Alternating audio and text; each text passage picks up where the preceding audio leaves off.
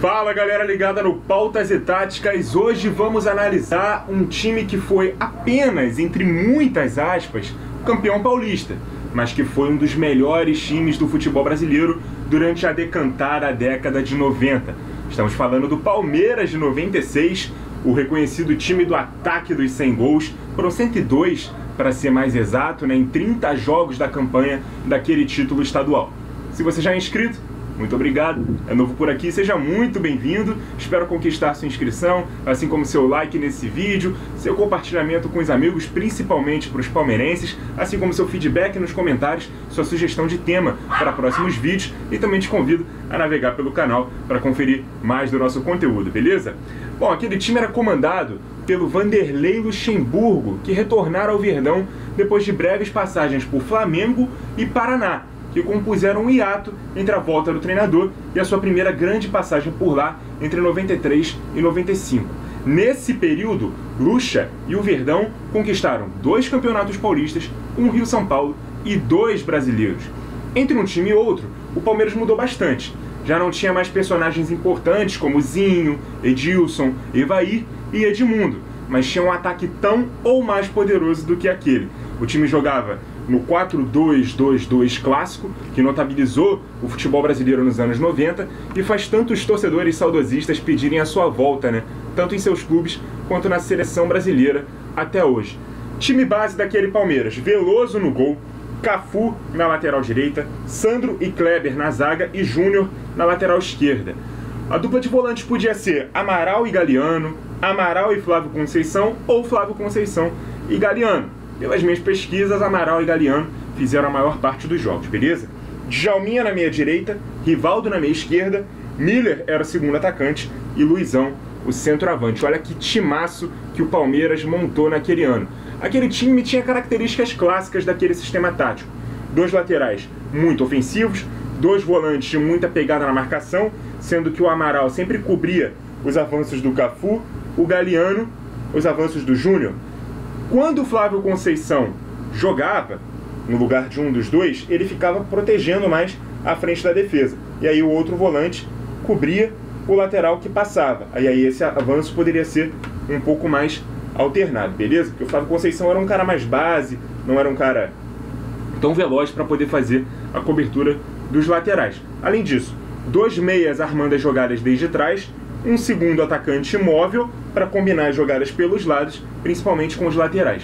Um detalhe que pouca gente se lembra foi a mudança de posição do Rivaldo. Todo mundo pensa no nosso camisa 10 do Penta como aquele ponta de lança clássico, Mas antes ele era até um ponta esquerda, antes de se tornar esse jogador. Naquele time do Luxemburgo ele começou a se moldar como um meia esquerda, mas que tinha um bom papel defensivo também. Ele recuava para marcar na fase defensiva e aparecia para armar o time na frente. Era quase que um box-to-box, mas sem intensidade e ocupação de espaço dos meio-campistas ingleses da época. Mas ele se juntava ao Flávio Conceição na frente da zaga quando necessário, quando o outro volante estava aqui cobrindo o avanço de um dos laterais, beleza?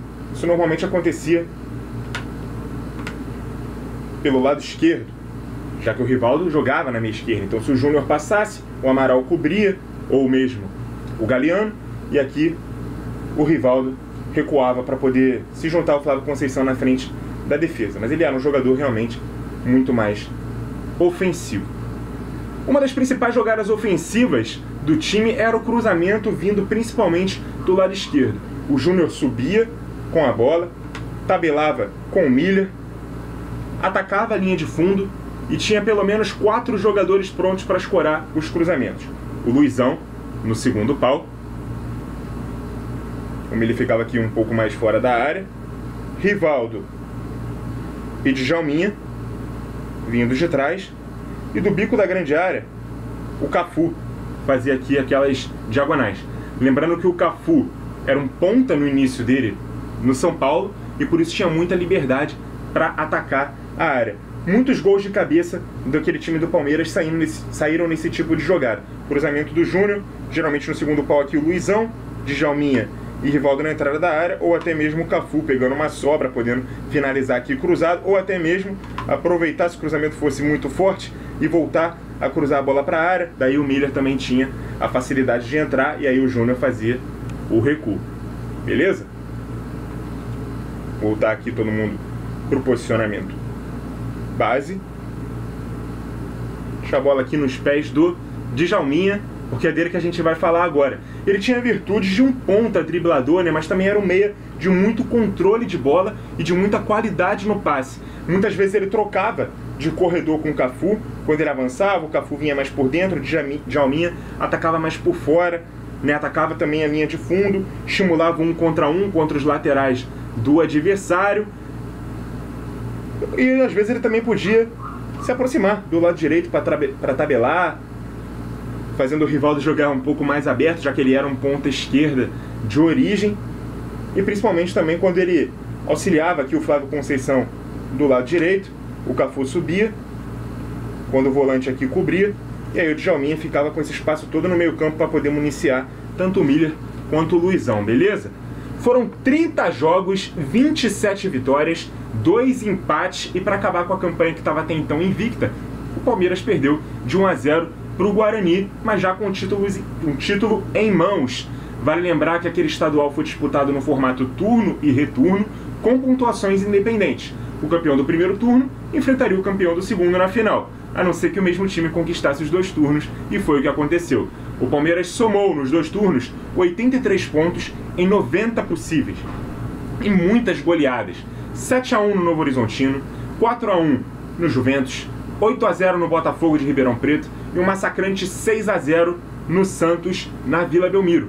Vitórias que tornaram essa equipe inesquecível. Aquele time durou menos do que poderia e, por consequência, também venceu menos do que seria capaz.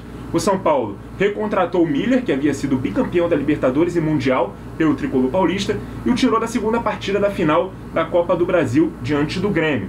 O Rivaldo foi convencido a ficar durante o primeiro semestre, mas com a abertura da janela europeia ele fora negociado com o La Coruña da Espanha.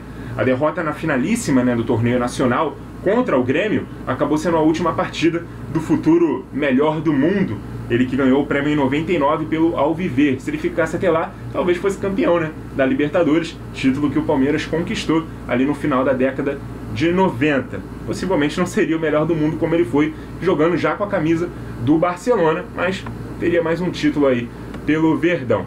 Ainda assim, nas palavras do palmeirense, grande jornalista Mauro Betting, abre aspas para ele: "Nunca vi tanto em tão pouco tempo, e não sei se verei outro tão lindo em muito tempo." Fecha aspas aí para o Mauro Betting, porque é notadamente dito por todos os titulares daquela equipe que aquele era o melhor time que eles já jogaram. Sorte do palmeirense em poder chamar aquela equipe de sua. Azar do mesmo não poder ter feito isso por um período maior. Muito obrigado a você que acompanhou o vídeo até aqui. Continue ligado no Pautas e Táticas. E até a próxima!